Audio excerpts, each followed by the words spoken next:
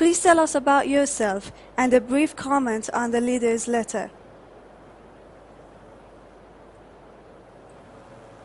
Well, thank you for inviting me, Fatima. It's an honour to be talking to you now. Thank you. I'm an activist and an academic in political economy at the University of Sydney in Australia.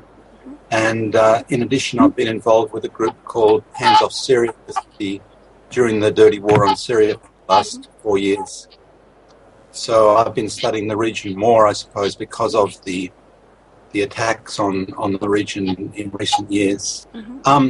As to the letter from the Imam, it's a very decent letter with a lot of important questions. Some of them, it seems to me, are more...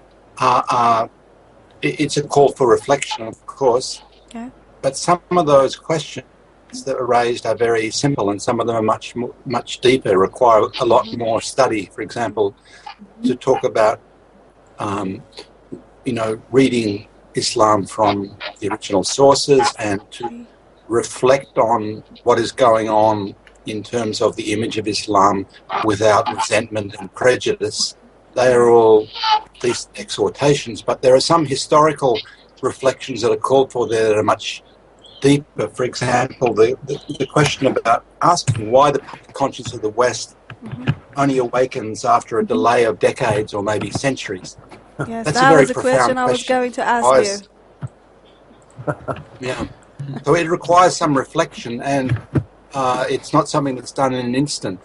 There has to be some sort of process or practical cultural exchange or conference or classes or a mechanism for that, because the ideological pressures in the West are very, very powerful, and they're every day, and they're very individualized, So I'm left thinking, I suppose, well, these are very decent pressures and exhortations and questions, but how can they really be conveyed in a practical way? How can we have a discussion, a decent discussion? It's very hard for us in the West to have an authentic discussion because there is such a lot of censorship of dissenting voices.